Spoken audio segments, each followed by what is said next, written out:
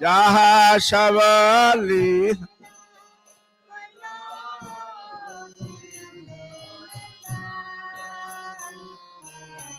শ্রীনন্দ যশোদা জয় জয় গোপগ শ্রীনন্দ যশোদা জয়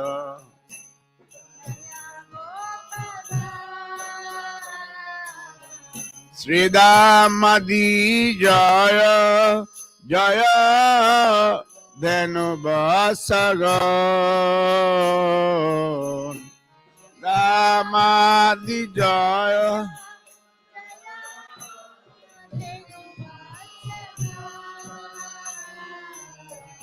জয় বৃষভানু জয় কীর্তিদা সুন্দরী জয় বৃষভানু জয়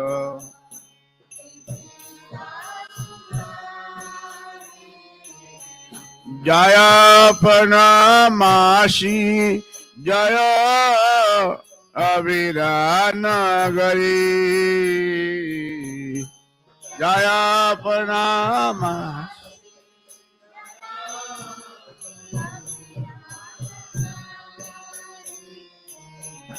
জয় জয় গোপীশ্বর বৃন্দাবন মার জয় জয় গোপীশ্বর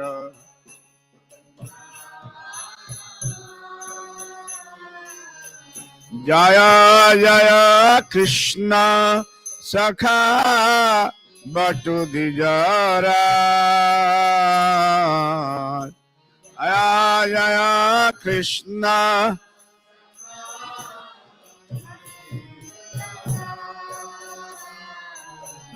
জয় রাম ঘাট জয় রোহিণী নন্দ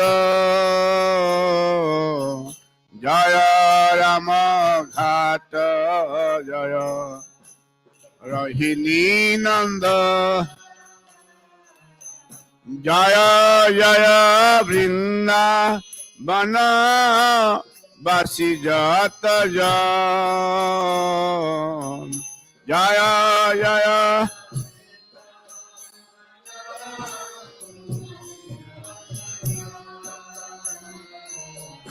জয় দ্বিজ পত্নী জয় নাগ কন্যাগ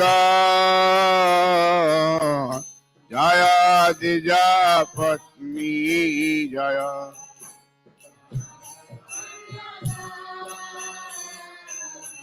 ভক্তি তেজাহার পাইল গোবিন্দ চরণ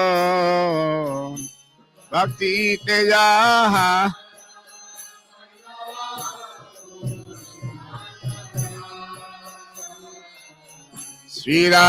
শ্রীরাসমণ্ডল জয় জয় রাধশ্যাম শ্রীরাসমণ্ডল জয়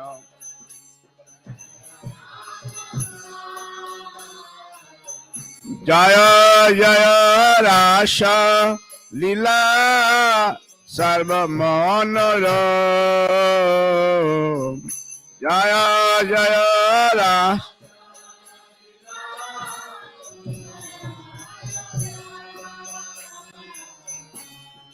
জয় জয় উজ্জ্বল রস সর্বরস সার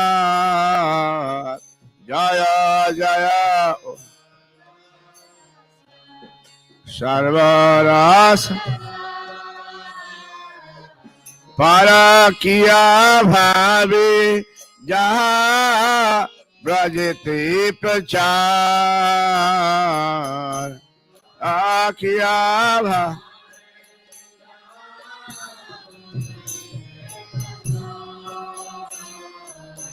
শ্রীজাহ্নব পাদ পদ্ম করিয়া স্মরণ Srijanabha Pada Padma.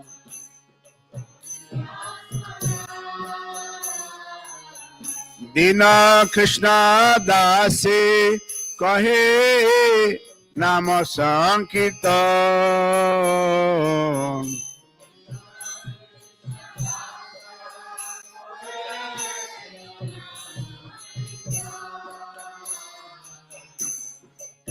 Hari Haraye Nama Krishna Jadavaye Nama Hari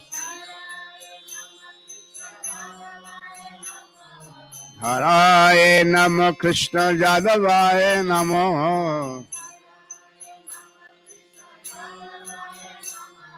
Jadavaye Madhavaye Keshavaye Namo. Gopal Govinda Nam Si Madhusudan Gopal Giridhari Gopinath Madana Mohan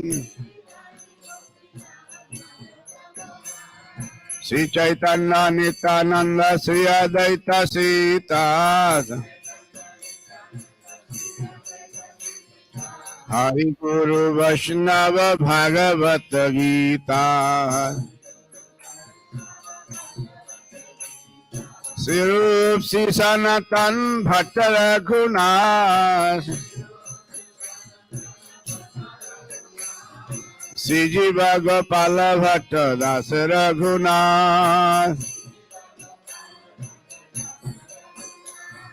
Ichaye Gosair Kori Charana Bandhan Jaha Hoite Vigna Nasa Vista Puranda Ichaye Gosai Jare Mui Tare Dal Tasavara Padare No Mora Panchagrana Tadira Charana Sevi Bhakta Sanivas Jana me hai abhilas Ichaye Gosai Jabe Braje Kailadas Radha Krishna Nita Lila Korila Prakaya Anandi Bala Hari Bhaja Vrindavan Sri Guru Vaishnava Pade Mojai Amon Sri Guru Vaishnava Pade Padma Koriya Nama Sankirtana Kahe Narattamada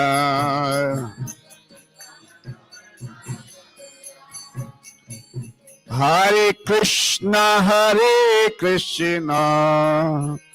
Krishna Krishna Hare Hare Hare Rama Rama Rama Hare Hare Hare Krishna Hare Krishna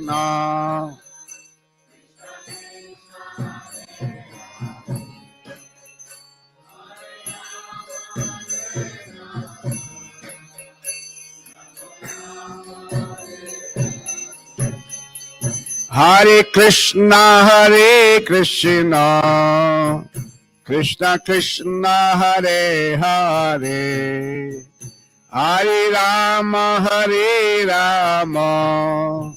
Rama Rama Hare Hare Hare Krishna Hare Krishna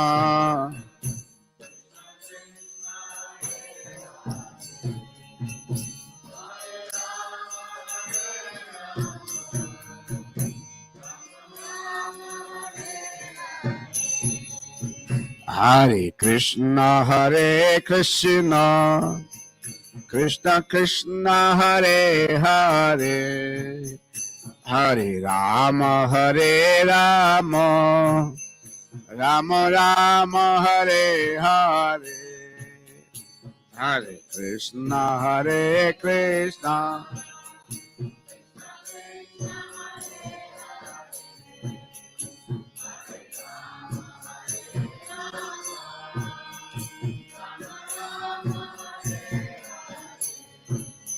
Hare Krishna, Hare Krishna, Krishna Krishna, Hare Hare, Hare Rama, Hare Rama, Rama Rama, Hare Hare, Hare Krishna, Hare Krishna,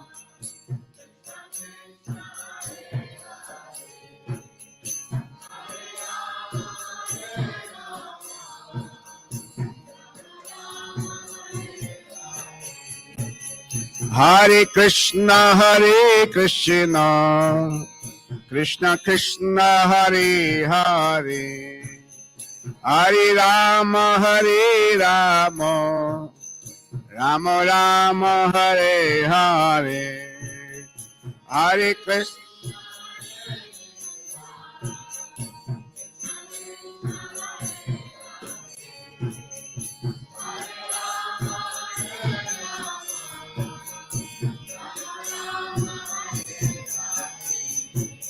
Hare Krishna, Hare Krishna, Krishna Krishna, Hare Hare, Hare Rama, Hare Rama, Rama Rama, Hare Hare.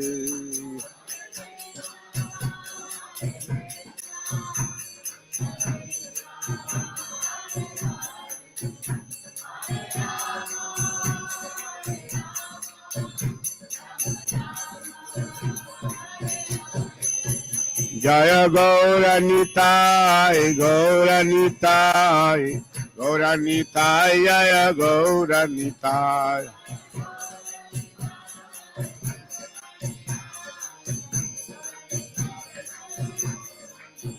Nitai Gaura Haribol, Haribol, Haribol, Haribol.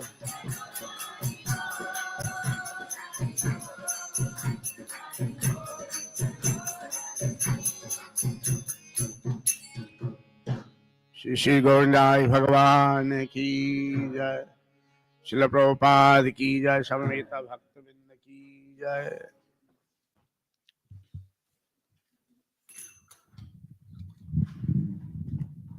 Hare Krishna. So welcome to Krsna Katha, everyone, and we have more than two special guests, but this evening we have two special guests speaking, but we also have Nitai Sevini and Murli Manohar, who are going to be with us the next few days. But this evening we have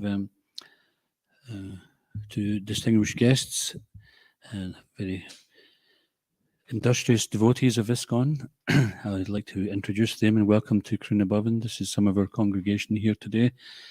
It's a weekday, so many people are working, so next time, Sunday perhaps, we can have more. So we have Samba Prabhu and we have Nitai Sevini Mataji.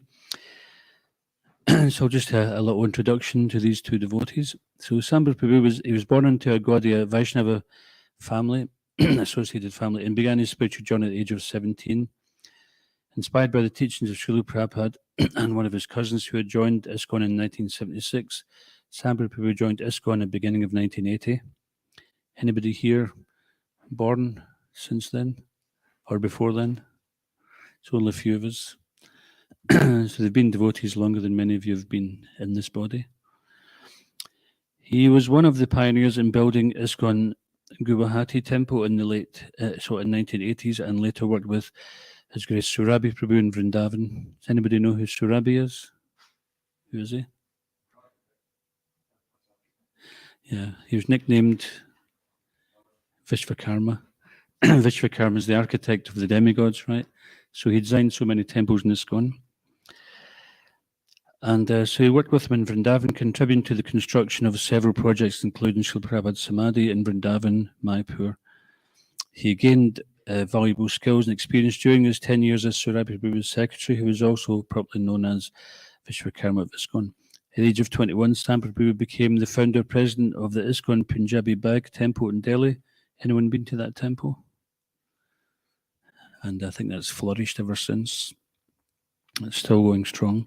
He organised successful Janmashtami melas where thousands of people used to visit 3-day festivals.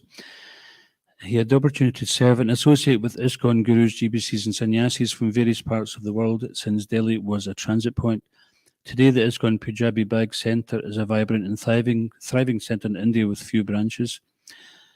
He also served as the president of ISKCON Hyderabad Abid's Temple and ISKCON Hyderabad Farm for a year and a half. And he's a travelling preacher. He's covered USA, Europe, Middle East and East Asia, Australia since 1984. Cultivated devotees in India, many of whom are now in leading positions. Following the instructions of his spiritual master and ISKCON authorities, he and his wife started ISKCON Visakhapatnam Centre in 1999 from scratch with a picture of Radha Madan Mohan and some books of Srila Prabhupada in a rented house, which has grown over the years. Under his leadership, ISKCON Visakhapatnam has acquired 3.5 acres beach facing priceless land, surrounded by lushy green hills on 3 sides, and is nearing completion of a large Radha Krsna temple with modern facilities. So when we talk about large, then we mean the project includes 110 rooms, guest house, 2 Kalyana Mandapams. Does anybody know what a Kalyana Mandapam is? What is it for those of us who don't know? What does it mean? Wedding halls. Like a Haveli. If you've been to the manor, we've got the Haveli, right? And a big restaurant, a Goshal underwater meditation hall. So who's going to be there is, what's that yogi who meditated underwater? Are you going to have a deity of him there? Sobari Muni.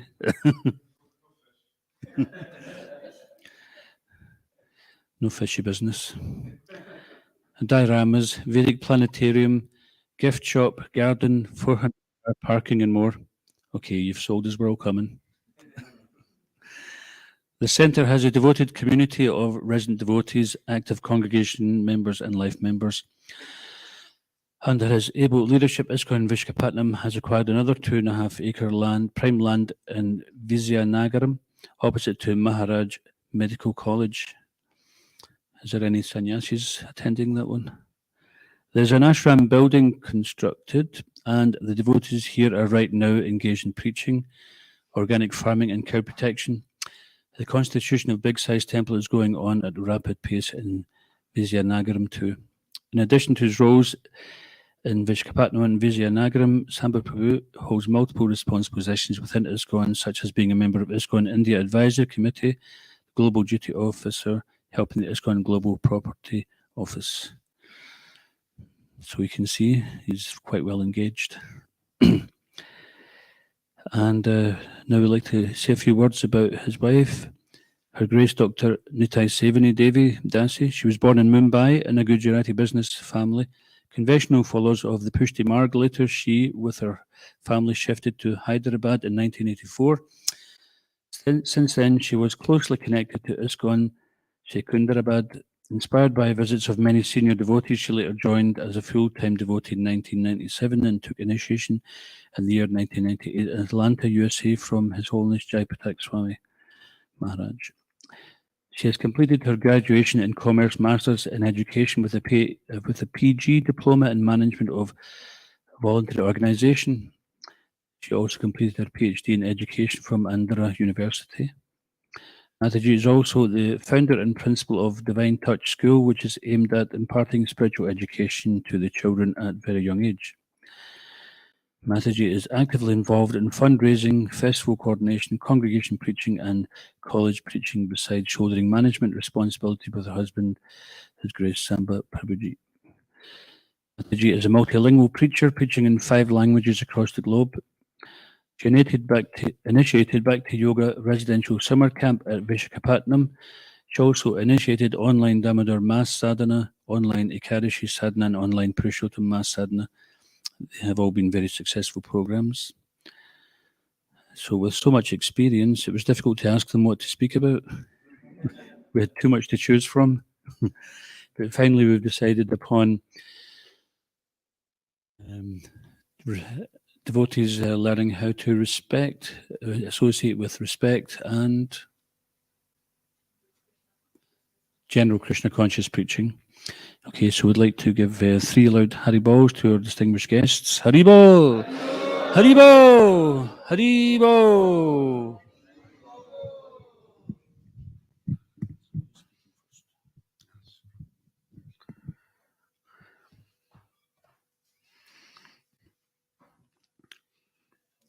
Namo Vishnupadaya Krishna Prasthaya Bhutali Srimati Bhaktivedanta Swami Niti Namani Namaste Saraswati Devi Gauravani Pracharini Nirvishesha Shunyavadi Paschatya Desha Tarini Vancha Kalpatarubhasya Kripa Sindhavaivacha Patitanang Pavani Bhu Vishnu Bhu Nama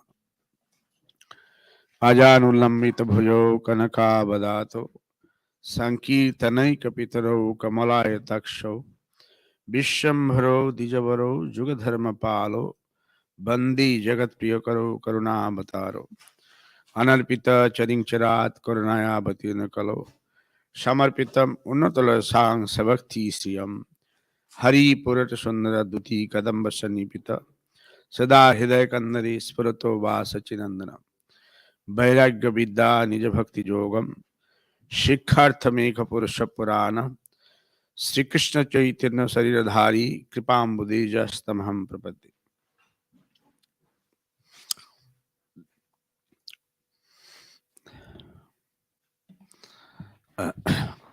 We decided to come to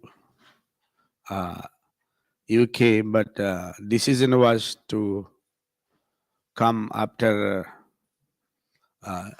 Janmashtami. But Kishori Jani, the daughter of Yashomatanandan Prabhu, told, no, Prabhu, a little cold. I cannot tolerate a little cold. For me, this is too cold.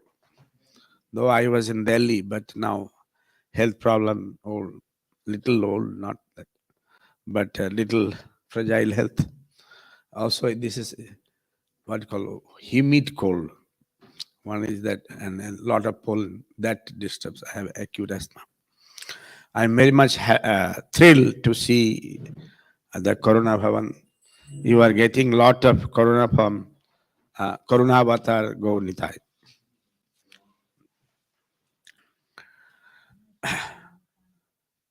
Go Nitai is distributing his blessings. I ask this question to Tamal Krishna Maharaj, also His Holiness Gopal Krishna Maharaj.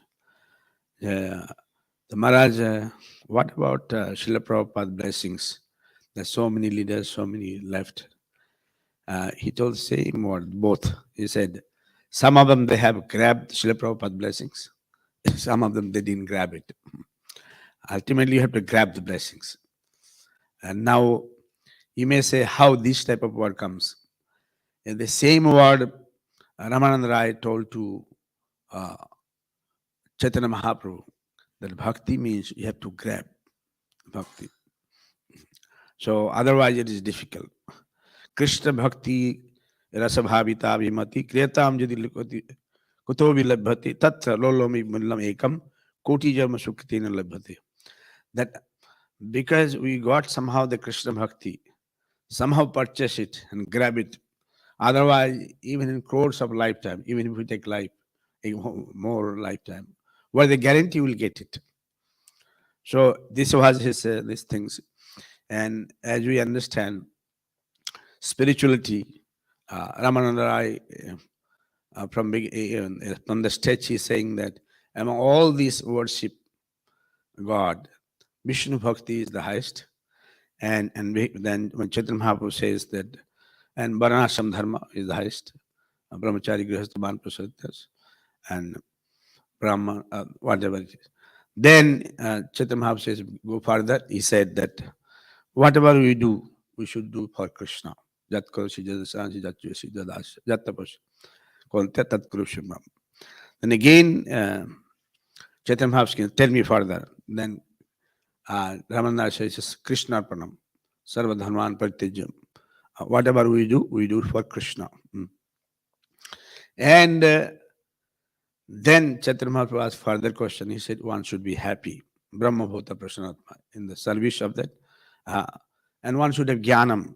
Krishna also told in Gita that jnanavana mam prapadyati. Nahi jnana sabit pavitram iha vidyate. There's quite a few slokas that Krishna is teaching jnanam is. Without jnanam, like many, all the senior devotees here, they know. So many they join, so many they left also. Because Maya bewildered their jnanam. The basic jnanam is that Krishna Samarpan. So anytime, but that jnanam is compulsory.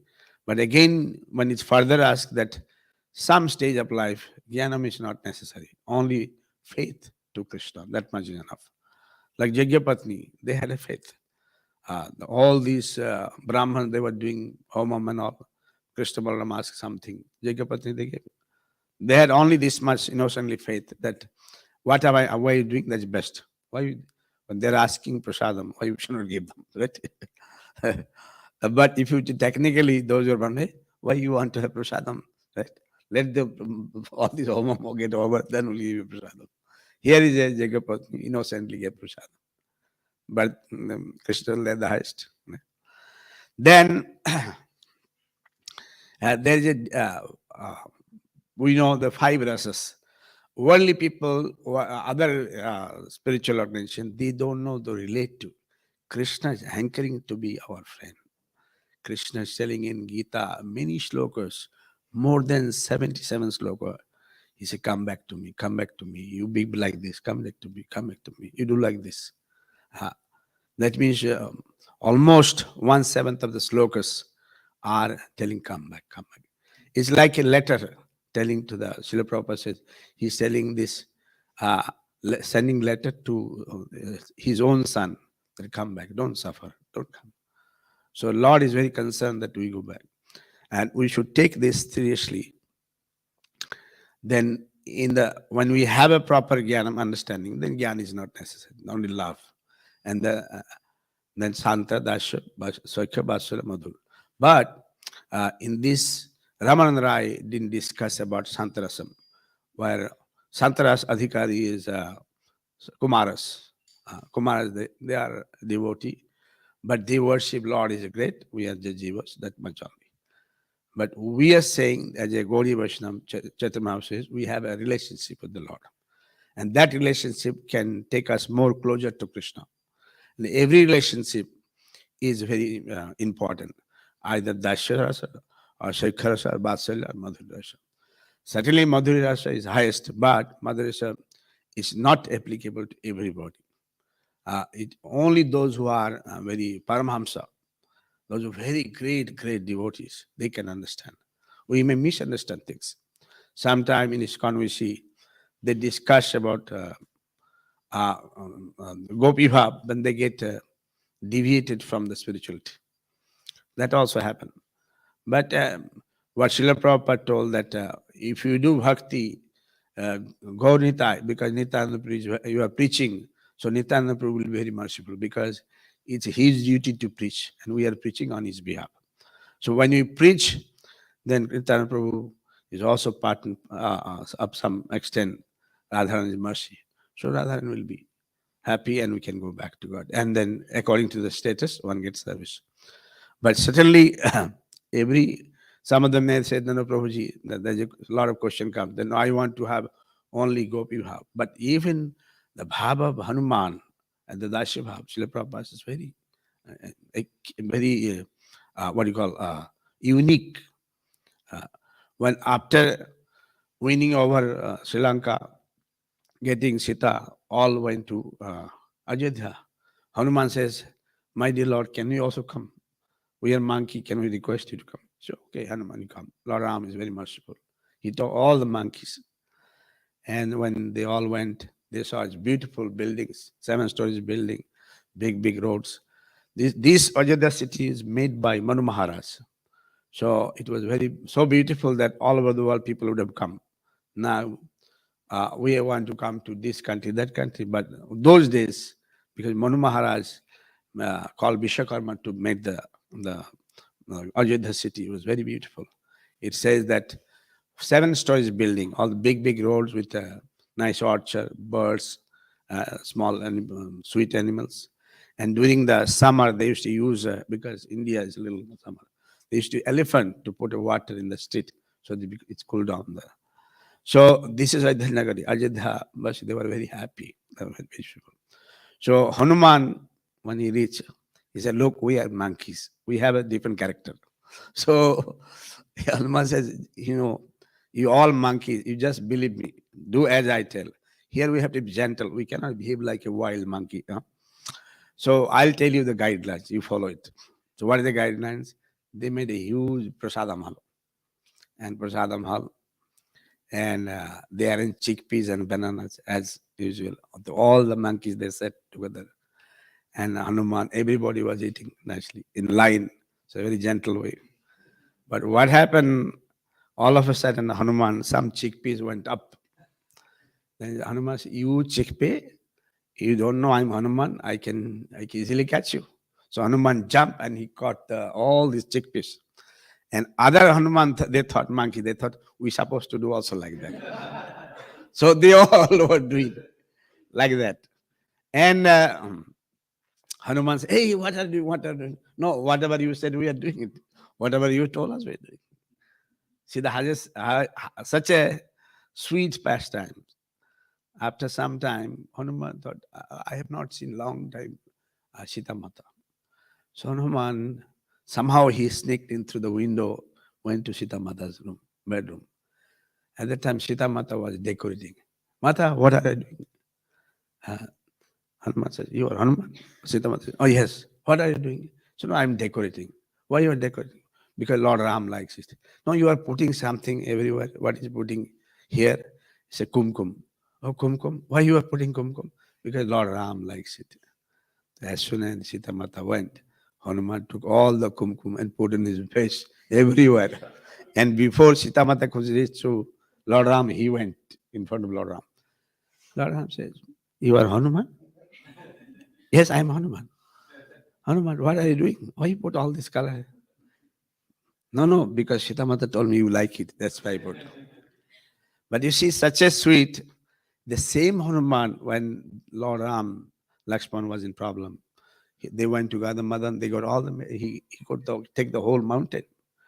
But at that time, if you or me, we would have said, I have tried. When I go to the authority, I'll tell, I tried, I could not do it. What can I do about it, right? How can I don't know the medicine, what should I do?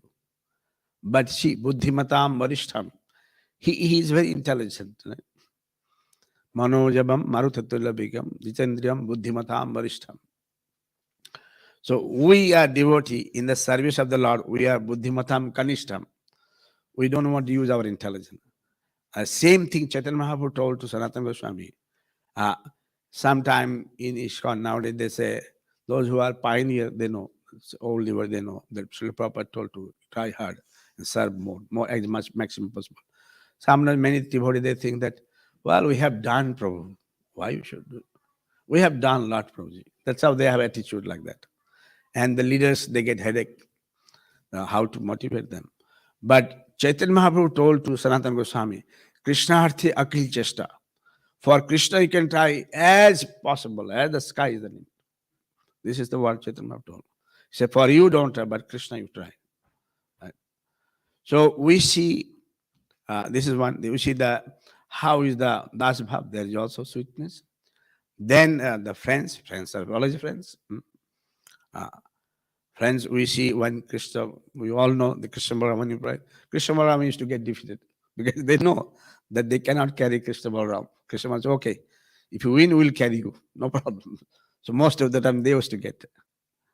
And some Vaishnava acharyas are telling that actually this stealing butter, it's actually he was not thinking to steal.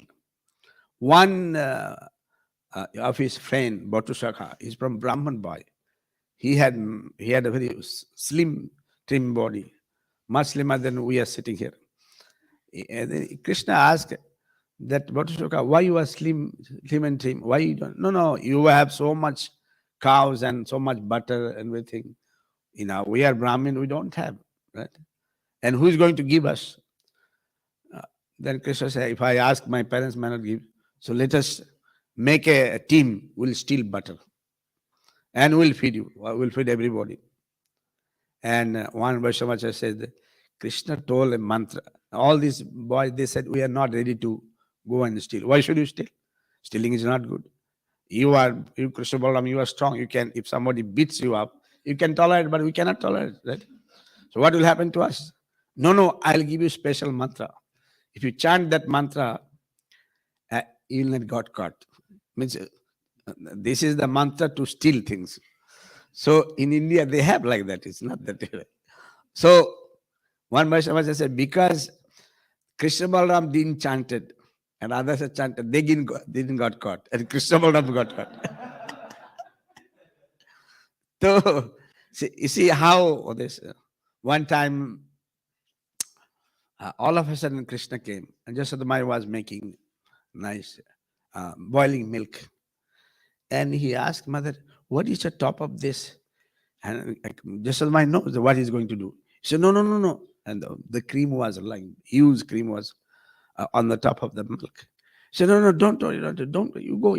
This is a ghost, you go from here. And as soon as Krishna says ghost, immediately he took the all butter, ate nicely. He said, then Jasodamai says, I told you not to eat. He said, because you told me it's a ghost. I have only one mother. Just imagine if ghost takes you, what will happen to me? So, as Srila Prabhupada says, there's a nectar in Krishna's pastimes.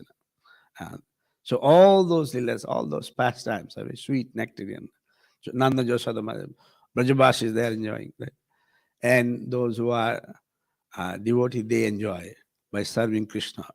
And two things will take us back to God. It's seva and chanting. Seva and chanting.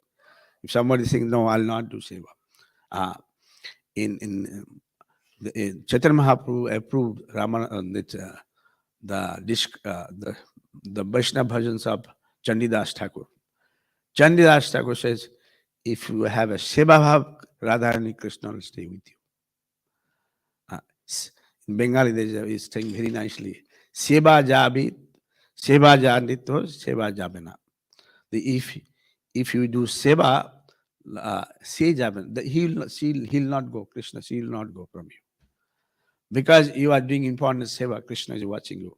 When I came, I was not expecting. I thought Corona Bhavan means one building maybe. It's a huge, nice property, all are there. And if we stick, we should be together and preach. The sky is the limit, Lord will bless. Anywhere you can do. Maximum service. And if we do, Lord will bless. Even if there's a little bit lacuna in our service, Lord will forgive us. Srila Prabhupada says, to some extent, Lord forgive us. We are human beings, we are not complete. We have little small drawbacks. But more we have an attitude of service, more there's a chance. Because if we are lethargic, Maya will take us away. Maya is very, very strong. Maya can do anything. Okay, I'll not continue. I have a little health, fever and all. I want to say that. Yes, Nitai Sevini will speak. Thank you very much.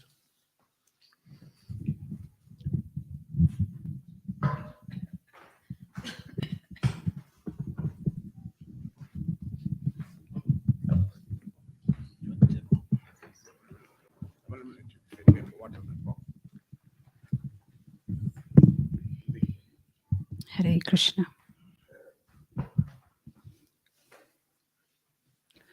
वाञ्छाकल्पतरुभ्यश्च कृपा सिन्धुभैव च पतितानां पावनेभ्यो वैष्णवेभ्यो नमो नमः. Ananta Koti Vaishnavrinda ki jai. My humble obeisances to all the assembled devotees, especially Prabhuji. Thank you so much for giving this opportunity to interact with all of you devotees. As Prabhuji said, we are very happy to be here. Though we came on a short visit to UK, I think the highlight of this visit has been our visit to Scotland, and especially seeing Giridhari Lal and the Shaligram Shilas and the whole community here. It's such a wonderful thing. So I was asked to speak on a topic that what can help our chanting, what can help our overall Krishna conscious growth. And then I was just meditating and I was just writing some notes. What can actually help our Krishna consciousness? Maybe we need to just increase certain quotients in our life. The intelligent quotient, the spiritual quotient, the emotional quotient, the patient quotient, the relationship quotient. If we just increase all these quotients even in life, we can have a happy Krishna conscious journey. So if we increase our intelligent quotient increase happens when we have this satsang, when we read scriptures, because otherwise there is no actual problem with our gross body as such, because after death we leave this gross body here.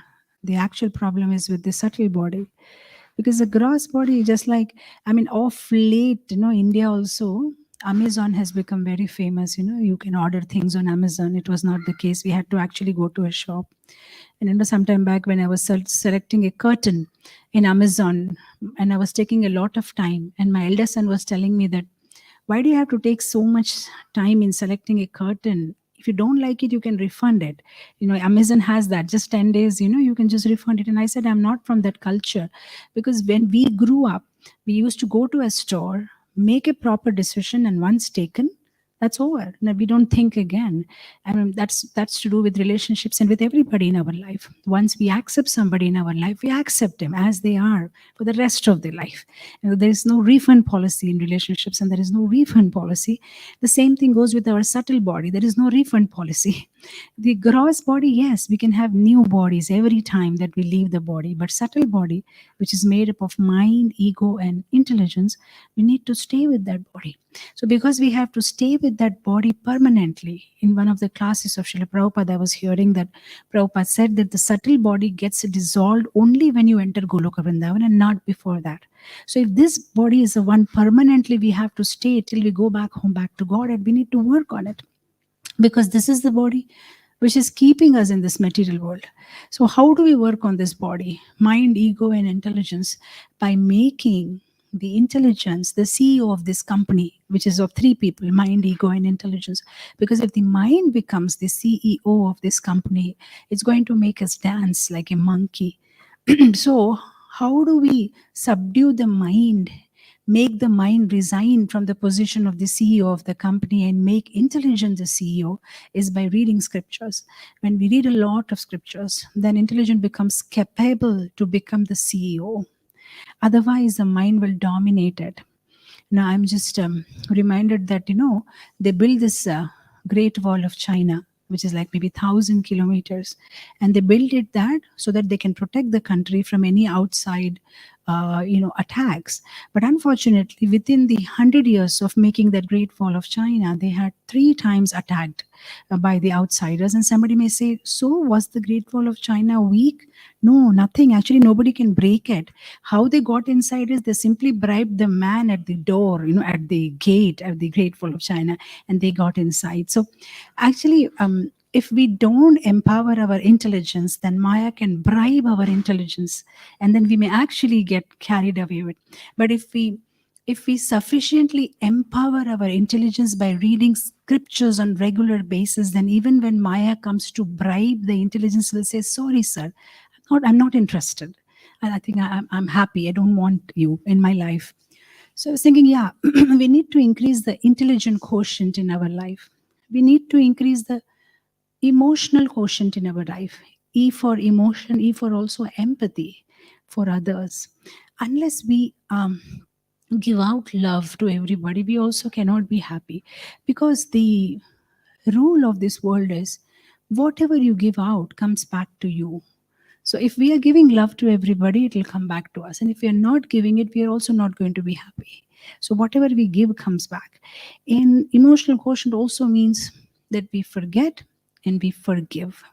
We forgive and we forget. Actually, people may think that not forgiving somebody is being powerful, but actually that's the one which makes us so weak. And I'm reminded of this story from some school in Japan. They asked the children to do a particular exercise where they asked the children, okay, get up and count how many of the children sitting here you don't like. So you don't have to point out, just count the numbers. So everybody counted, okay, I don't like 4 people, I don't like 5, 3, 2, okay. And then the teacher said, go back home and how many children you don't like, that many potatoes you boil and bring it in a plastic bag. So next day, all the children brought the plastic bag with this potato. Somebody's carrying 7, somebody's carrying 4, 5. And now the teacher said that you have to carry this potato bag wherever you go. You can't leave it. Now the children got frustrated. They're playing, they have to carry it. In the restroom, they have to carry it. While doing the homework, they have to carry it. And it continued for 2 days, 3 days. And the potatoes were smelling because they became stale. And after some time, they were thinking in their mind, why did I think that I don't like 5 people? If I didn't like only one person, it would have been easier for me. My bag is more heavy than her bag. And then finally, the teacher said, imagine you're carrying the stale potatoes, so much burden it is causing to you. Imagine you carry negative emotions for people in your mind and heart, how much burden we are carrying. And then we have to attend seminars on how to improve our chanting. Whereas the whole point is, if we can just empty our mind of the negative emotions, we don't need to attend the seminars, because the chanting process is pretty simple. Listen carefully, pronounce correctly, hear attentively. There ends the matter. And there is no such big deal about it. But the whole point is, carrying these stale potatoes in our mind is making our life sick. In fact, I'm reminded of the history. Nelson Mandela, he had to spend 27 years of his life in Robben Island. And that is also majorly because of this one man called John Worcester, who was hell-bent behind him and, hang Mandela and all kind of bills that he was trying to put. And imagine, after 27 years, when Nelson Mandela was released from that island, and the press reporters asked him, what do you want to say about John Worcester? The only thing that he had to say, he was a decent man. That's all he said. He was a decent man. So amazing. I mean, he could forgive somebody who, because of whom he had to suffer so much. But somehow, as devotees, we're not able to forgive somebody who has given little less sweet rice in our plate on the Sunday program. Right? I mean, like, there's simple things, but we hold that grudge and keep it in. And in fact, I was reading in one I don't remember exact quote, but they said, especially ladies are supposed to be more forgiving. So there is this verse in Sanskrit that says, Narasya abharna rupam. He says, if somebody is a woman and if she's not beautiful, what's the use? Woman means she should be beautiful. The second line says, Narasya abharna rupam, rupasya abharnam gnanam. Somebody is beautiful but has no knowledge. What's the use of that beauty? The second line comes, Gnanasya abharnam gunam.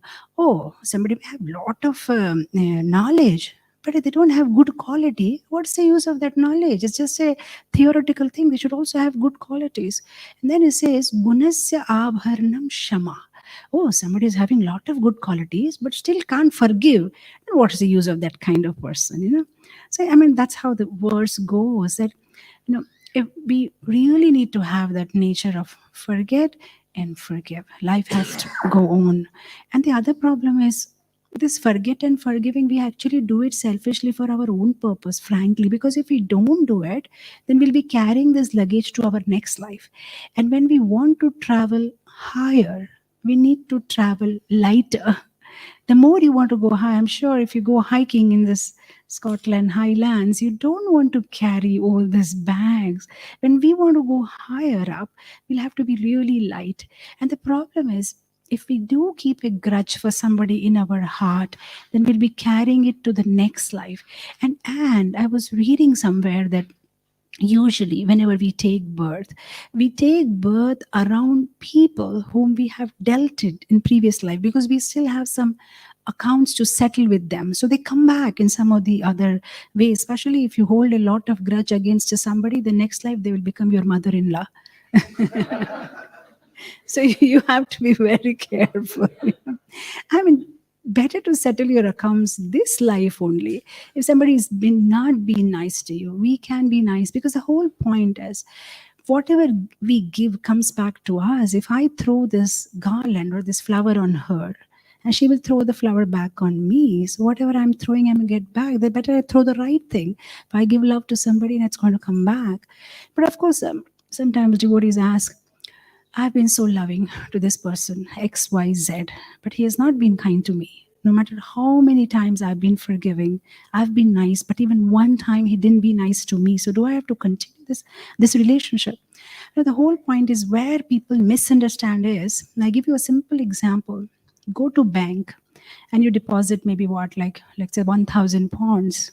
Now, when you deposit this 1,000 pounds in the bank, you may deposit it in different notes, maybe 20 pound bill, 5 pound bill, so many bills, and you will deposit it. After 1 month, when you come back and you want to withdraw the money, it's not necessary that the bank will give you the same note that you deposited. Maybe they will just give you 100 pound bills. Now, if you make a fight about it with the bank manager, but I gave you $10 and then two pound and 3 pound, I want the same note. They'll say, are you crazy? I'm just giving back your money. Take it and go back. I can't give you the same note. Same thing happens in our life also. When we are nice to somebody, what we are actually doing is we are depositing money in our own account. Now, that same person will not be nice to us, and not necessary that he has to be nice to us. But the fact that we deposited the money, somebody else will be nice to us, and it will come back to us because it's our money. And Krishna does not cheat us. The once we have made a deposit, yeah, it will come to us. But our expectation is that because I deposited in that bill, I want back in that bill. I've been nice to this man, so this man has to be nice to me. Not necessary. Anybody else, it will come back to you. Krishna is a very perfect accountant. He'll not take your money. He'll give it back to you. Just have that faith. So yeah, increasing our intelligent quotient by doing satsang, increasing our emotional quotient. And I was just thinking that even in a refrigerator, today we were just eating something in the morning, upma, and also we said, okay, even if the refrigerator, we will feel that if we keep it for 2 days, there will be a smell.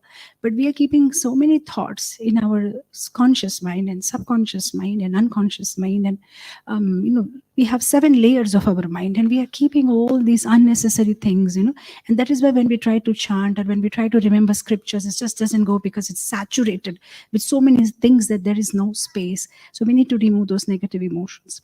The other thing that we can do is increase our spiritual quotient. Increasing our spiritual quotient means to acquire good qualities. While, what you say in English, what is this famous saying? Make hay while the sun shines. So when things are going well in our life, better to work hard and acquire nice qualities. Like, in Chaitanya Charitamrita, there are these 26 qualities of the devotee mentioned.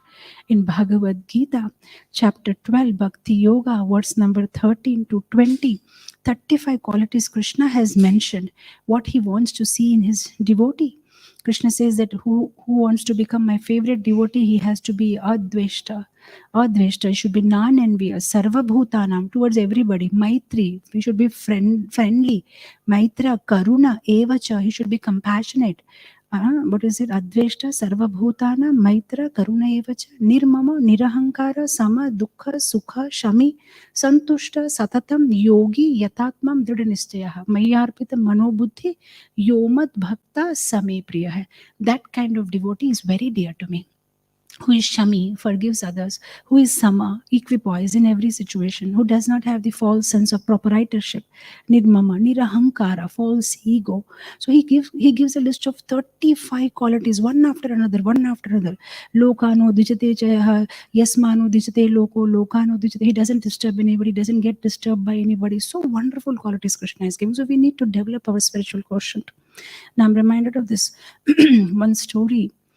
Now, there was this one man who had a land near the ocean, and he was trying to hire some workers to take care of his barn, to take care of his store and all this, but he was not getting anybody because all are afraid, because that land where he had that land was prone to storms on a regular basis. So people thought that's a lot of hard work.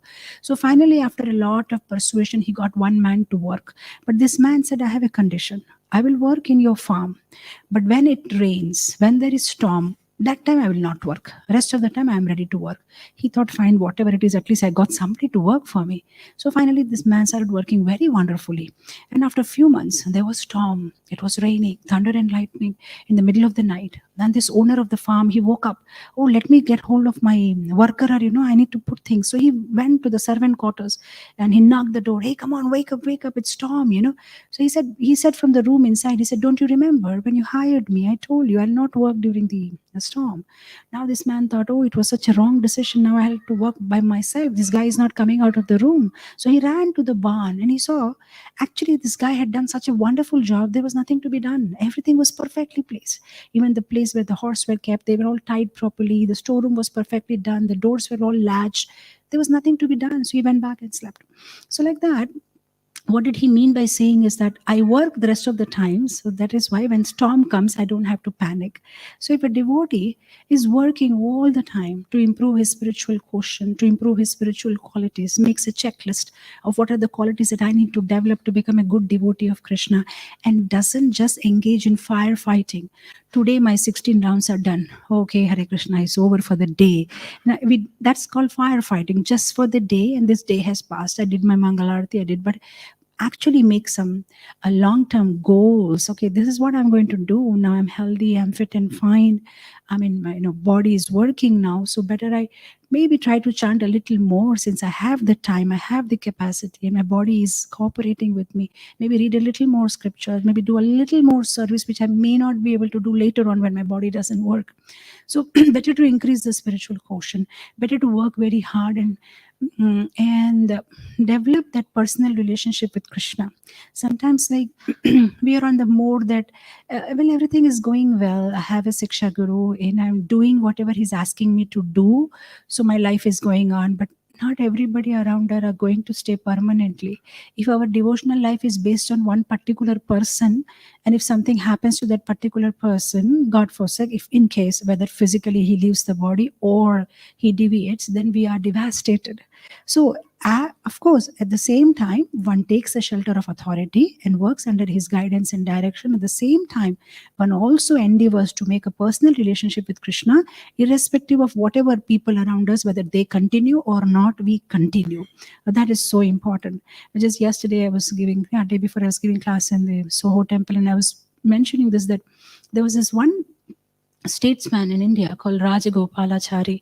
He was very famous in those days during Prabhupada times, and he's written several commentaries on Gita and Mahabharata. And in the 1970s, Srila Prabhupada met him. At that time, Rajagopalachari was maybe in his 90s, maybe 95-year-old. And when he met Prabhupada, he congratulated Prabhupada. He said, "You're doing wonderful. Your movement is doing wonderful, and your disciples are very sincere. But what I'm worried is, or what makes me worry is, at the speed that your movement is growing, if your followers start relating too much to the institution as such and don't develop their personal relationship with Krishna, and at some point of time they will bring all that vices which they had left outside in the material world inside your institution." So, I mean, it's really wonderful as an organization when we concentrate so much on preaching and we focus on getting new people into Krishna consciousness. That's very wonderful. But at the same time, one should also work on one's own progress. Otherwise, just like when today we were flying that easy jet, every time they announce this, that first you put your own oxygen mask and then help others, which is so important, that we do our sadhana in a wonderful way, then we can help everybody. But in the course of helping others, if we don't do our sadhana properly, I remember during COVID time, we had good time because I mean, I was not going to school. I run a school there, and everything was closed. So I had some nice time with my children. So my elder son, he asked me one very nice question. He said, "Mama, answer this riddle. Who is that person who shaves every day, but still his beard is growing?" And I thought, how can shaves every day, then how can the beard grow? He said, "This silly question you could not answer." I said, "No." He said, "Barber." The barber shaves the Nitai Gaura Sundar ki jai. The barber shaves every day, but his beard is growing because he's shaving other people's beard, not his own. So when he said that, I was just thinking in my mind that probably sometime our life also becomes like barber. We are helping others to get away with their anarthas, but what about our own anarthas? We need to work on our own anarthas. So yes, we have to develop the intelligent quotient by reading scriptures regularly. We have to develop our spiritual quotient by getting good qualities and working on our own sadhana, purification, having introspection. We increase the emotional quotient by having empathy for others, by forgetting and forgiving and keeping our mind free from negative emotions. And the other thing is GQ, gratefulness quotient. That's so important. Krishna has given us so much. We should just thank him. I remember as small young girls when we used to go to temple. My parents never told me that, ask the Lord that I should get good grades or ask the Lord to make me a good girl. They never taught me that. They said, whenever you go in front of the Lord, you say, thank you, Lord. Thank you so much for whatever you have already done for us. And the other thing they used to tell me, I mean, we were Gujaratis, so we used to do this one line, Bhagwan badhanu bhalu kare. Let everybody in this world be happy. My mom used to say, if you pray like this, because anyway, you're also part of that world, so you'll also be happy. So why not pray for everybody? Because anyway, in isolation, we're not going to be happy unless and until we pray for everybody. And if everybody in this world are happy, then we can be happy. So that is one thing we can do. And unless we have that, grateful devotees are happy devotees. If we are always in that complaining mode, wanting more, then we can never be happy. Bloom where you are planted. Whatever Krishna has put us in, whatever situation, we should be happy without any comparison. Because most of our time gets wasted in becoming somebody whom we may not like also, but the person is appreciated, so we want to become like them. But the fact is that if Krishna wanted you to become like her, or if Krishna wanted you to become like him, Krishna would have made you like that. The fact that he didn't make you like that means he wants you as you are. He doesn't want you to become like somebody else. So we should be happy with that. We should always be happy with whatever we got in our Sunday feast plate instead of peeping in somebody else's rasgulla or gulab jamun. Why does he have a bigger one? That's all right. He may have a big rasgulla, but probably you have a bigger gulab jamun. Who knows?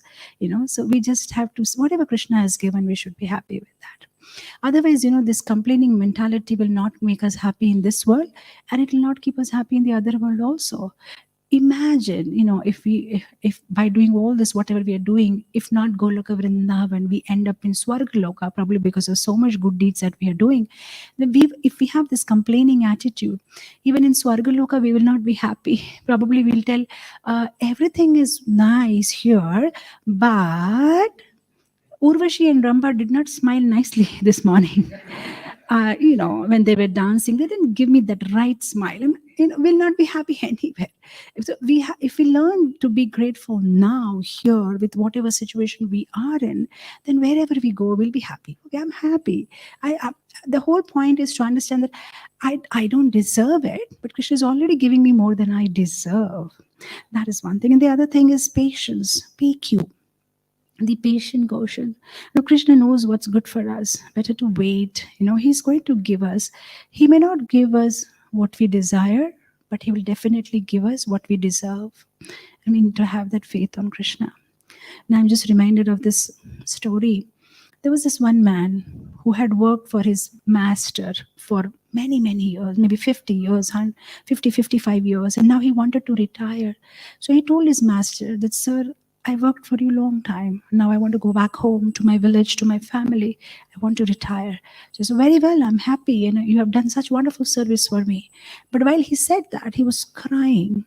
So the master asked, why are you crying? He said, well, I didn't save anything for myself. I worked for you for 55 years, but I never saved anything for myself. And now I'm going back home empty-handed. What will my mother say? So then the master said, oh, come on, I want to show you something. So he took him by his hand, took him inside a room. There was something covered with a white color bed sheet. And he opened it, and there were some mud pots. And inside the mud pots, there were gold coins. And he said, this is all for you. Really? This is all for me? Then the master said, well, you don't know. Every time that you were doing wonderful service for me, I was saving for you, and I was saving for you, and I kept it that I'll give it to you finally. So that's how Krishna is. Maybe we may think, what Krishna is giving me or not, but probably Krishna is just saving for us. He may not immediately reward us, but when the final time comes for us to go back home, back to God, when we are leaving body, Krishna will just come and say, well, I remember that during Janmashtami, you were doing the footwear seva, the chappal stand. You were there near the footwear. I know that you cleaned up the temple backyard. I know how you took care of Tulsi Maharani. So Krishna will tell you that I remember every little seva that you have rendered to me, and I have saved for you. Now you can come back with me back home, back to Godhead. But we have to have patience. Probably we want immediate results. I've been chanting for so many years now, and why did Krishna give me this disease? I'm chanting for so many years now. Why didn't Krishna give me this particular thing that I wanted? Other things are fine. Just this one thing, if Krishna would have given me. But probably Krishna is going to give you a lot of things. Just have to wait, because any moment he's going to remove that white bedsheet and show you what is already saving for you. And then you will be amazed. Oh, really? You saved so much for me. I didn't even realize. Because I don't know, whatever. Of course, I mean, there are many senior devotees sitting here, but whatever little experience that I have in whatever last 26 years that I'm married to my husband, and I'm seeing that Krishna is actually fulfilling every single desire. And now is the time when nowadays I start feeling that I don't want to make any desire, because what I understood is that whatever that small little desires that I may have made 20 years back or 18 years back or 15 years back, he's actually fulfilling it. It's just that his time is so different. We may just want it today or tomorrow, but he doesn't do it like that. He gives you at the right moment. You just need to have that patience. And he's giving it back, and he's giving it back in such a way that I feel can't take it, that much. And I'm just reminded of this, sometimes nowadays, of course, you have this shopping malls where you just take these carts, and you go for shopping. But in India, it was not like that. In India, 20 years back, there are these grocery stores. You take a little money and go, and then you tell them this is what you want. They wait and they give it to you, and then you have to give the money and change it. So one day, one mother and son, they were going to this departmental store. But they've been going there for maybe last 5 years, and they know the owner very well. So while the mother was doing all the shopping, the owner offered to the little boy, hey, you want some chocolate? I can give you some chocolates. So opened up the glass can and said, okay, come on, take something. And this boy was so shy. No, I don't want. He was not taking it. Then finally this owner, he put his own hands, took some chocolates and gave it to the boy. And they went back home. On the way back, when the mother was driving the child home, the mother asked, all the time you are insisting that you want chocolate, and I don't give it to you. And this time the owner was asking you to take the chocolate. Why didn't you take it? I know it's your favorite chocolate. So why you were like, I don't want it? Why were you shying away? And the boy replied so profoundly. He said, if I would have put my hand inside the glass can, I would have just get one or two, because my hands are very small. But when the owner put it, his hand is big and he gave me so many. So that's the trick, I mean, Krishna has these big hands, and when he gives so much that with our two little hands, we can't take it. But we just have to have patience.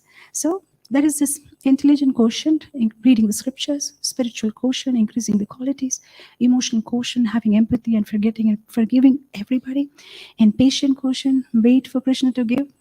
And then comes the clarity quotient. We have to keep our goals very clear. Sometimes in Krishna consciousness, we're doing well, but we are really not sure what we want to do. After some time, we suddenly take a U-turn. I've seen many devotees live. Krishna consciousness is like a cave. When you go inside the cave, in the beginning, you can see the light coming from out because you just entered the cave. And if you actually read the destination also, it's wonderful because you can see the light on the other side. But in the midway, it's very difficult because it's very dark. You can neither see the light from the entry point, you can neither see the light at the exit point. It becomes very dark. And at that time, some devotees, they just take a U-turn. It's not for me, I think I should go back. But at that time, if somebody just collects himself, takes the help of a mentor, and just passes that little difficult time, and then he can actually see the light coming from the exit point. One needs to have just patience. So one should not lose focus on one's goal, and one should have a mentor in life. Not necessarily the mentor has to be some big name. Even a devotee sitting just next to us, if he's inspiring us in some way, he's helping us, he or she can be our mentor. Just this morning, Nivedita was asking me that, how do I know whom I should associate with and whom I shouldn't associate with? And I was just telling her that mind is very sharp. We don't need any classes on that. if we are associating with somebody and our chanting is improving, we're feeling happy about Krishna consciousness and we feeling so inspired, that means that's the right association. And if by associating with somebody we feel dull about Krishna consciousness, we feel negative, we're not very happy about the whole process, then we should not associate. Of course, in a community, you can't be selective. I will associate with this person and I will not associate. It doesn't happen like that. When you're in a community, you are a team. You all have to work together. But at least what we can do is, even in our association, we can keep it on different level. For those who we are not very inspired, maybe we can just say in Hare Krishna and have a working relationship, and we have to work together. But those who we feel inspired, we should try to associate more and more and take inspiration, so that helps us in our Krishna consciousness. So we can at least do it on two levels, even if we can't completely avoid associating with somebody because of this situation.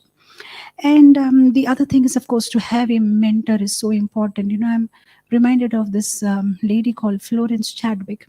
In the 1952, she was trying to make a record to swim across the Catalina Channel. So she almost made it. And we know when they make this record of swimming, so what they do is that a boat follows them with some crew in there. In case if she fails, they will just give her a hand and put her back in the boat. So she was doing wonderful. And there was just maybe another 1.5 miles and she would have just reached her goal. But at that time, it was very foggy and misty and she could not see the shore. And she just lost the strength and she felt, no, my arm are hurting. And she just raised her hand saying, I need help. I don't think I can do it anymore. So the boat picked her up. And when the boat picked her up, her mother was sitting in the boat and she said, hey, you missed it. Yeah, it's just 1.5 miles, a little bit and you could have do it. And she said in one of the press interviews that if on that day it was not foggy and if I would have been able to see the shore, I would have collected myself and somehow finish it, but I couldn't see it. So yeah, sometimes we can't see it sometimes, probably because of sattva, rajas, tamas, and so many things happening with us. But if we have a mentor who can at least tell us, come on, don't give it up now. You're almost reaching it. You're going to do it. That will be so wonderful. The other thing is adversity quotient, the AQ, the tolerating quotient. We have to be tolerant. We don't have to fight every war. Some things can be mitigated. In some situations, you have to migrate from that place if you can't do much about it. But some things you have to endure. Not everything can be solved. Certain situations in our life, we just have to tolerate them. That's why Brahma says in the Brahma Stuti, in the Canto 10, chapter 14, verse number 8, he says, Tatte nukampa susamikshmano bhunjana evatmakritam vipakam hridvagvapubhe vidhadan namaste jiveti yo mukti pade sadaibhak. Brahma says, if somebody tolerates but whatever situation they face in life, saying that, oh Krishna, this is because of my previous karma. I don't have any complaint towards you. This is my previous karma. And while accepting like that and not complaining, he does not lazy around or waste his time. Meanwhile, he's engaging in Hrid Vak Vapurbhi. With his heart, with his words, with his body, he's serving Krishna while patiently waiting that, my Lord, I'm waiting for you. Please shower your mercy on me. And if somebody is doing that, Brahma says that Jiveti Yo Mukti Pade Sadaibhak, they have become eligible to go back home, back to Godhead. And in that verse, Sridhar Maharaj's commentary, Sridhar Maharaj says that just like a legitimate son of a father will get the property of the father the moment the father dies. He doesn't have to go and register his name anywhere.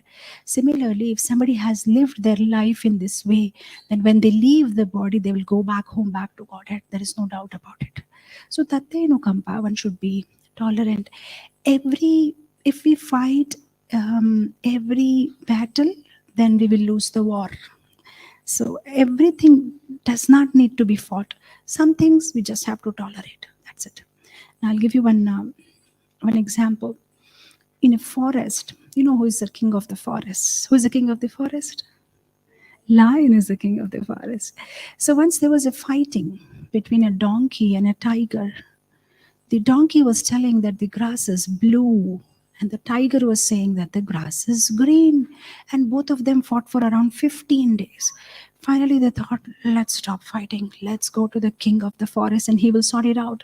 So they both went to the king of the forest, and the donkey said, my dear sir, you are the emperor, the king of the forest. This tiger has been troubling me last 15 days. I've been trying to tell him that the grass is blue, but this foolish fellow says that grass is green. Please give me justice. So immediately the lion says, okay, I ban this tiger not to speak to anybody in the community for 15 days. This is his punishment.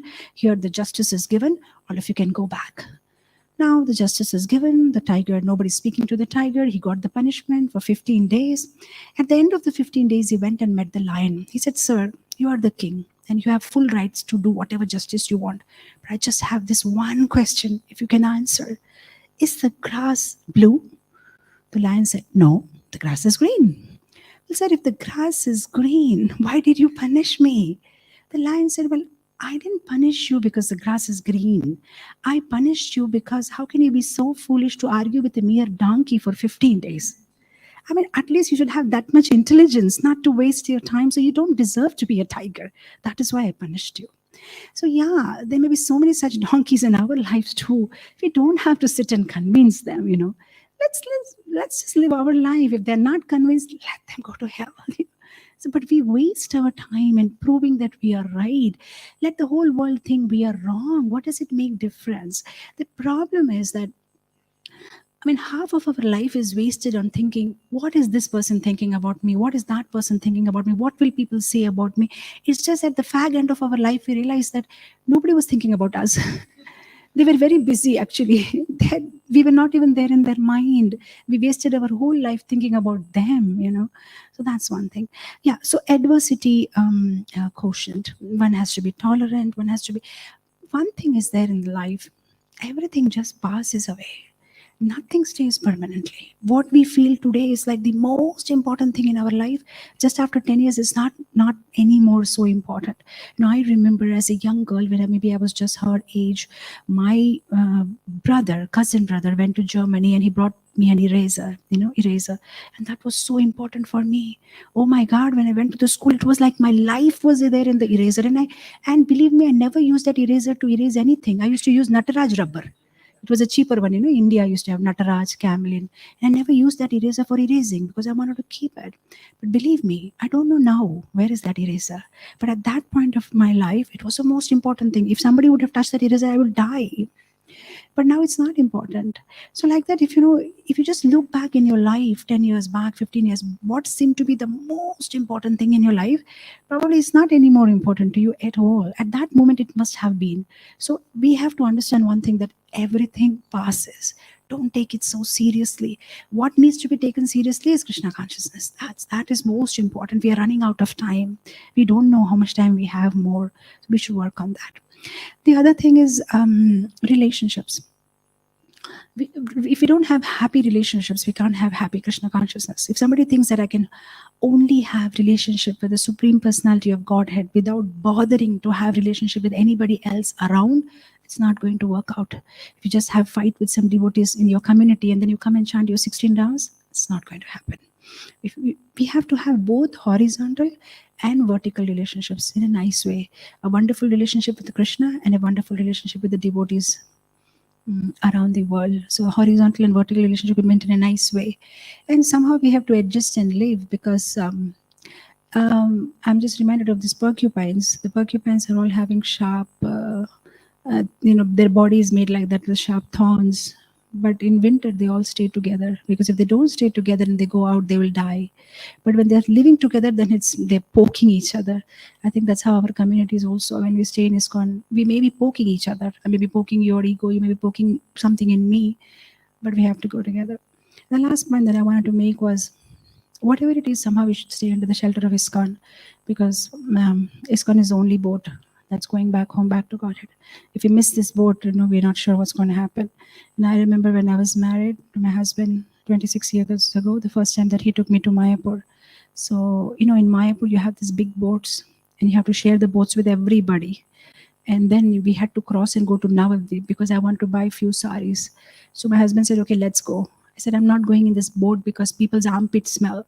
The lots of people and the way they push, I don't want to go. So he said, well, this is the only boat going. If you want to buy saris, you'll have to come. So what he told me is that, he took his handkerchief and made a place for me, just cleaned it up. And he said, you don't have to look at anybody. You just sit here in whatever that place is and keep looking at me. And, within 10 minutes, we'll be on the other side and we can get the saris that you want to. So now I will sit back and I understand it. It makes sense, actually. ISKCON is the only boat that's going back. But yeah, there are so many people who may have smelly armpits or maybe some qualities which we are not very comfortable with. But this is the only boat going. So better to make our small little place, clean it up, and in our own way, clean our hearts and be there and somehow sit in that boat, because that boat has Srila Prabhupada as a captain and it's going to take us back home, back to Godhead. So yeah, with this little points added in our life and change in our life, we can have a wonderful spiritual journey back home, back to Godhead. Thank you so much. I'll end it here. Jagat Guru Srila Prabhupada ki jai. Hare Krishna. If anybody has any corrections, suggestions, thank you.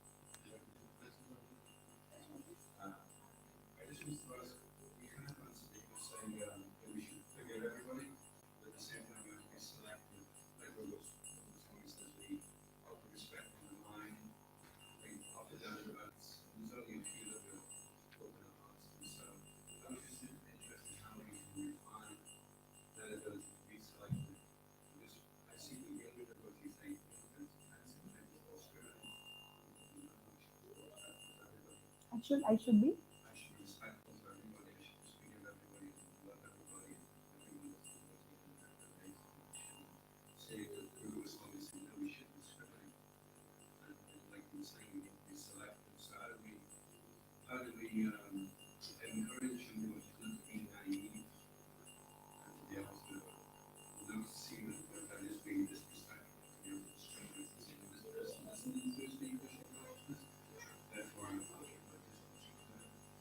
Yeah, so this verse is from the Nectar of Instruction, verse number 5, where Rupa Goswami is definitely not talking about forgiving. What he's talking about is how do we deal with devotees on a day-to-day basis. So he says those who are new devotees, neophytes in Krishna consciousness, you don't pay obeisances to them, probably because you'll actually end up doing a disservice to them, because you pay obeisance to them and they may actually start thinking great about themselves, but they're just very new. At the same time, we know that these new devotees are something like a raw mango, which is eventually going to become a ripe mango. They're eventually going to become devotees. So we heartfully respect them, but we don't do it physically.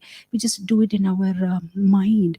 Because actually, everybody who chants Krishna's, like Chaitanya Charitamrita, there is this verse where the devotees come from Puri. When the devotees come to Puri to meet Chaitanya Mahaprabhu, and they ask this question, who is a Vaishnava? And Chaitanya Mahaprabhu says that one who chants Krishna's name even once is a Vaishnava. And the same question when asked this next year during the Rath Yatra, then Chaitanya Mahaprabhu says one who constantly chants Krishna's name is a Vaishnava. And the same question when asked again the third year, he says one who inspires others to chant Krishna is a Vaishnava. Just by seeing somebody, if somebody is inspired to chant, then he's a Vaishnava. So what does that mean is that Vaishnavas in different stages of life, beginning chanting and then constantly chanting and then coming to such a level that's just seeing that Vaishnava inspires everybody to chant. So now, coming back to our point is here, Rupa Goswami is saying that, so neophyte devotees, we do a mental pranam. I remember in one class, His Holiness Niranjan Swami Maharaj was making a very wonderful point. He said, after the Sunday feast program, we all go to the wash basin to wash our hands.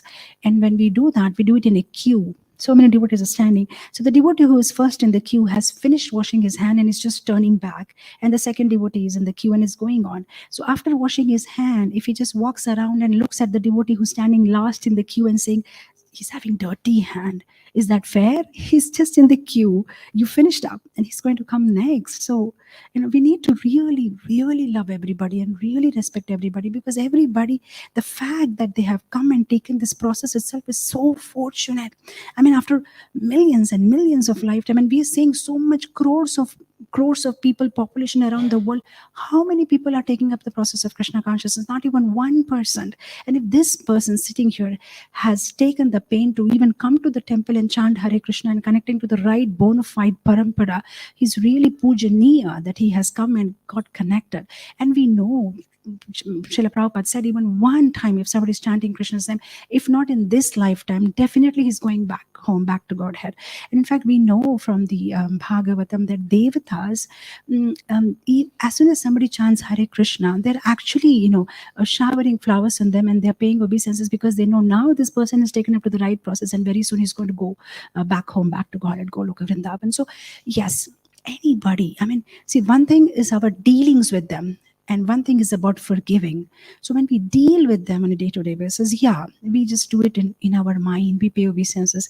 And for those devotees who have been seriously practicing for some time, yeah, because they are practicing, they have seen more Janmashmis than us, maybe more Radhashmis than us, then heartfully we pay obeisances to them. Okay, fine, you've done such wonderful, you have spent more time with Radha Giridhari or Giridhari Lal than us, so we pay respects. And then comes another level of devotee who's been inspiring so many people, chanting, making so many people devotees, and inspiring us also, and giving us the right knowledge. And also, yes, we can actually go ahead and offer not only obeisances but also take association and render service, because Krishna says in Gita that vidhi pranipatena pariprashnena sevaya upadeshyanti te gnanam gnanena.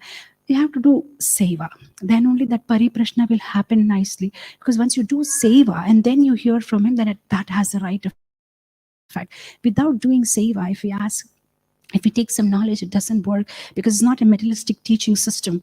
This is a Guru Shishya Parampara. When you ask something and if you have rendered service, then the answer that comes out from the devotee's heart is also so wonderful. It will touch you, and he's talking out of compassion. See, like devotees like Srila Prabhupada, who are all pure devotees, actually they have so much knowledge. When we ask them something, they can speak so many things, but again it depends upon the receiver also. If the receiver is very respectful and wonderful, then so many nice things will come out. Because even if today I have to give you some sweet rice, you should have the right container. I may be ready to give sweet rice, but if you don't have the right container, then it's no use, right?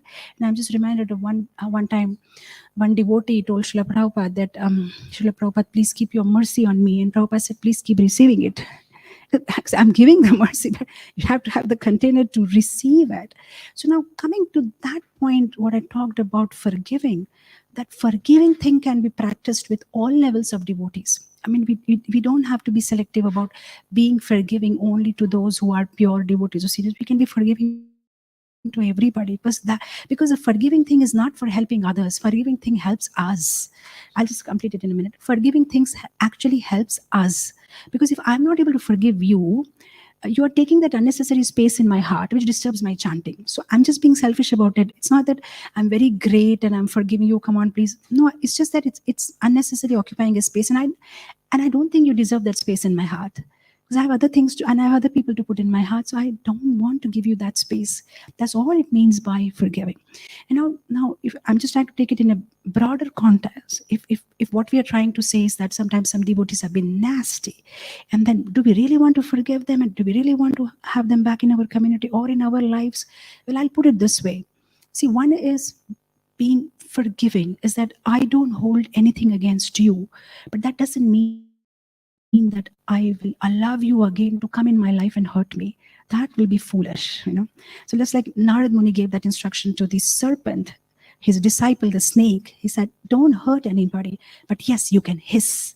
If you don't hiss, then people will hurt you, because they were hurling stones on the snake. So in a community, there might be sometimes some real nasty people whom we are not comfortable with.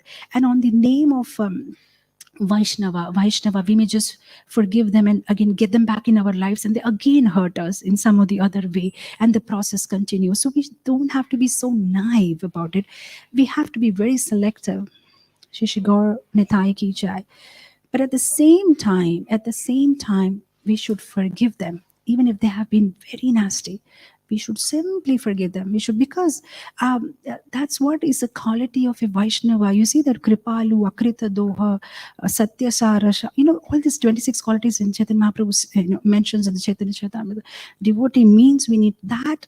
That is a symptom of devotee, and we cannot separate ourselves from that symptom. You have fever means your body will be heated. Otherwise, you don't have fever. That's a symptom. Symptom of a devotee is that he forgives. Symptom of a devotee is that he has compassion. So if we want to call ourselves as a devotee, then we need to develop this quality, even if though it seems to be very lofty. But the fact that we want to go back home, back to Godhead, that itself is a very lofty thing. If we want the supreme personality of Godhead, who's the the origin of this whole world, and if we want him to be our friend, then even that level will be very high. And sometimes you go to a normal birthday party, you can just wear about anything, but if you want to go to a birthday party of the Queen Elizabeth, then there are certain protocols. You need to wear a particular dress, you need to wear a particular color. So yeah, you need to work a little extra hard to be in that group, in that circle. And what we're trying to do is trying to get into Krishna's circle, which is not that, it's not something, it's not some Tesco or some, some department. Sometimes in ISKCON, we speak about going to Goloka Vrindavan as if we're just going to the next door farmer's market. It's not just next door farmer's market. It's going back to Goloka Vrindavan. Definitely we'll have to do some sacrifices. Definitely we'll have to really work on it. Definitely it can't be that, it can't be a cakewalk. If we think that we can keep our vices and we can keep our natures that we had even before joining the Krishna conscious movement, keep my nature intact, then what we'll end up doing is, Srila Prabhupada made a spiritual world inside this material world, and we will make a material world inside the spiritual world with our own vices and all that natures. Because the problem is, we were all driving towards hell. And Srila Prabhupada suddenly came in our life and said, "Sir, don't take a right, take a left. You're going to hell, and this is way back, So what we did is, we just, instead of taking a right, we just took a left.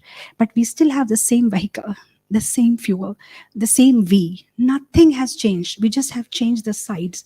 So definitely there'll be so many things which in our heart, which may not be conducive for Krishna consciousness, and we really need to seriously work on it.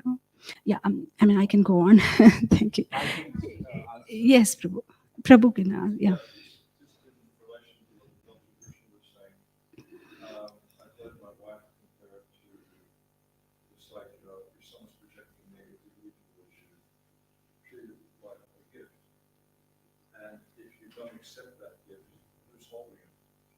True. I know. In fact, I read a book in my college called The Power of Metaphysics. And then they mentioned that actually when somebody throws some negative thing on you, or let's say something, it actually goes around the Brahmanda for 40 days.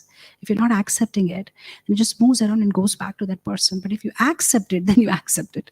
So one has to be like, yeah, it's okay. You have given me something and I don't accept it.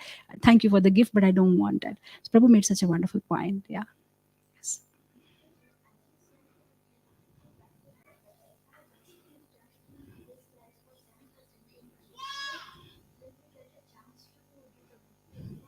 Yeah, the good point and the good news for the students is, if you have completed 10%, you don't have to start from 1. You can start from the 11th%. Because Krishna says, Neha Bikriminashosi Pratyavayuna Vidyate Svalpam Apyasya Dharmasya Trayate Mahatobhaya. So that's a good news. Otherwise, in your school, you'll have to start from beginning. But here you can just start where you left off from. So it's okay. It's just getting recorded. And then even if you can't complete it in this life, you can continue from where you stop the next life. Yes, Prabhu.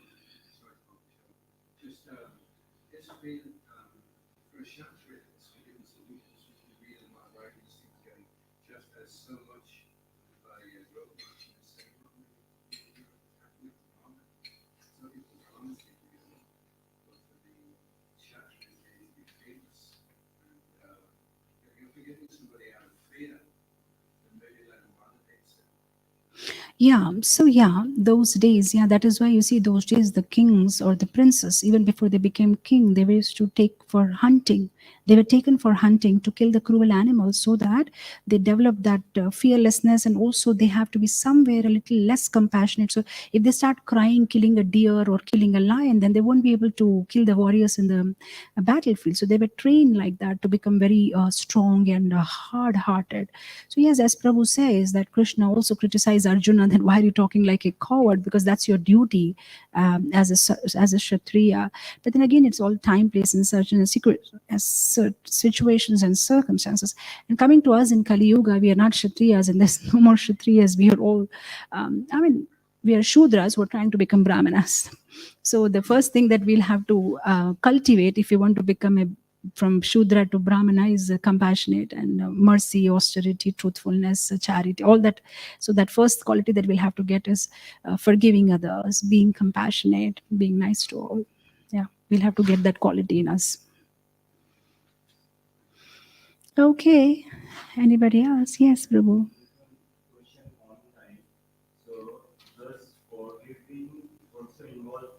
forgiving oneself or own self?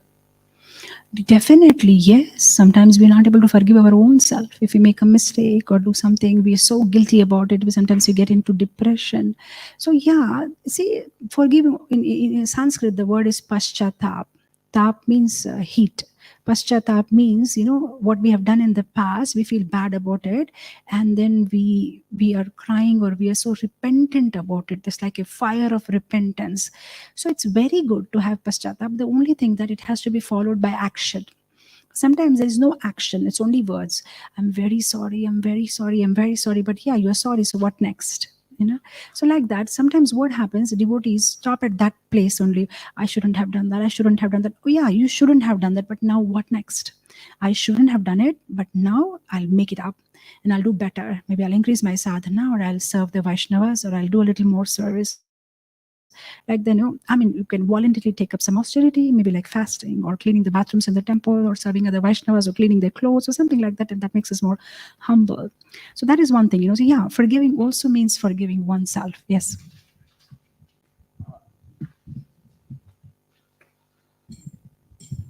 That's why I stated that seva. If we are trying to forgive people around, sometimes we have to forgive, sometimes we have to avoid. And it's ourself means if it goes to extreme, then it is bad. Anything extreme. Extreme also tamaguna. So we have to make a point that I don't repeat again whatever I have done. We human beings, we all make a mistake. So somewhere, as she told, that if we have if we are repentant, that no, I shouldn't do it again. That is itself is very big forgiveness.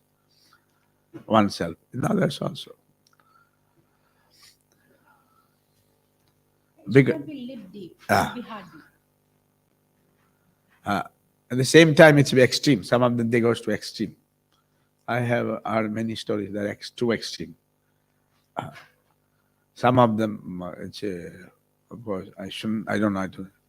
Some couple, they said, I couldn't, because we could not maintain the vow, let us commit suicide. But that's not a solution. That is solution, then this all will come. Why Chaitanya Mahaprabhu told Sanatana Goswami not to commit suicide? That is not a solution. Let us have. So we have to forgive ourselves, and if somebody is repentant, as he told, it's enough. But at the same time, it should be seriously.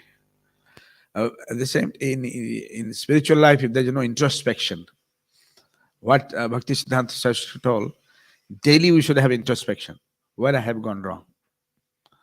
Even those in worldly life, materialistic life, those who are progressing, they do see introspection. Where we went wrong, how to progress.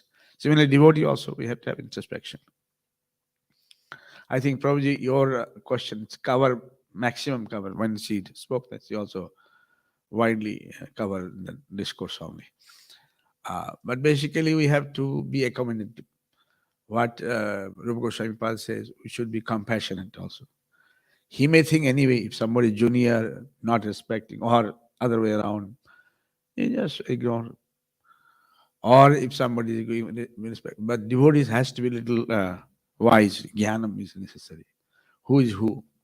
And we have to keep balance. We cannot even insult someone. We cannot even. But every community, you'll find somebody who is a little very critical or maybe dangerous. Srila Prabhupada also mentioned sometimes that within our movement, some are very nasty, some are very demonic. He quoted this. So sometimes maybe that attitude comes. Sometimes maybe ahankar and overpower the intelligent. It happens. So you have to be careful. Prabhupada also said that you tolerate others as I tolerate you. Right. So everywhere, but some cases we have to be a little balanced somewhere. Neither too much with them.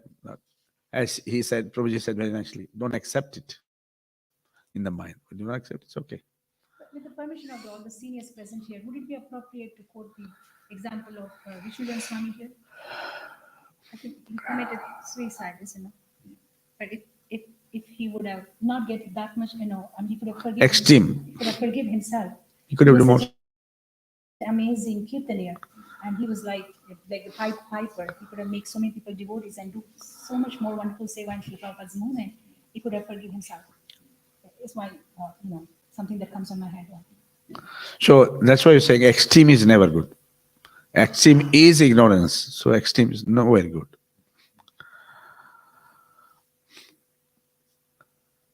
Okay. There's a beautiful quote by Bhaktisiddhanta Saraswati Thakur. He says, "When faults emerge from the sky and delude you, have patience and introspect. Find faults in yourself. Know that others cannot harm you unless you harm yourself." So that it's very beautiful that we think if we're finding faults in us, that's harming them, but it's actually harming ourselves. So whenever we see something wrong, we just have to introspect. Right. That's what I'm saying. Introspection is very necessary. My take on this would be actually finding fault in Kali Yuga is as easy as trying to show somebody water while sailing in the ocean. It's like, because anyway Kali Yuga is It's full of faults. faults and hypocrisy and quarreling, lazy, misguided people is what says Alpayishu. That is the Kali's doshas. Mandashu mandamatayo In mandhagat. this age of hypocrisy and quarreling and fault, it's as easy, finding fault in somebody is as easy as showing somebody water, while you are sailing in the ocean. Oh, here is water. What is difficult is actually to find Probably you understand. good things in somebody. And if you can successfully do that and find something nice in somebody, that needs expertise. I think especially for the managers of ISKCON, they have a very typical, very tough task to take everybody together. It's a tough, very tough task. A fool can find fault with anyone. Huh? A fool can find fault with anyone. Correct. True. An intelligent person will find their qualities. There was a famous English poet, I can't remember his name, and he used to write short phrases. And one of the things he said was, if we busy our time finding our own faults, short of introspection, looking for our own faults, we'll never have time to find fault in others. Yes. So it's easy to go around and find fault. I mean, in my service, I have to find faults, but I also try to find what they're doing, the devotees are doing that's good. And because when you point out the things they're doing that are good, then they're much more receptive to some room for improvement.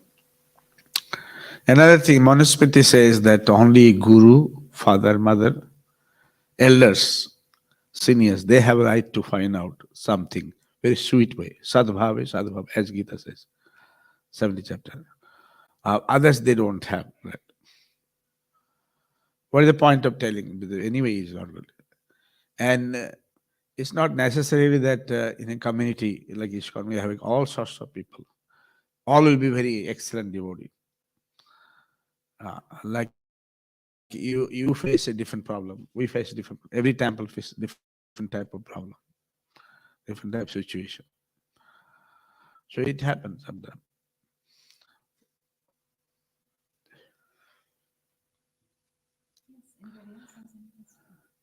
Srila Prabhupada ki jai.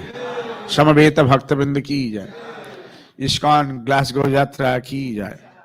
So all praise for the devotees. Let it cooperate. We should be together, and together we can do something good. All should cooperate with the administration. There may be always little here and there, but if we do together, we can do something big. Thank you very much. Hare Krishna. So we're very grateful for that short and sweet stay. Unfortunately, they won't be here for class tomorrow morning, but we're hanging on every word you were saying there. It was very valuable. Thank you for that to Samba Prabhu and Nitai Sevini. And we hope you'll come back again to Scotland and stay a bit longer next time. So I think there's some prasadam available for everybody, or whoever gets there first.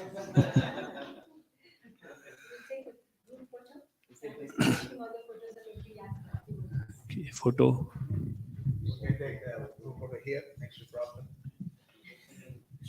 Vaishnav Seva, Vaishnav Sangha ki.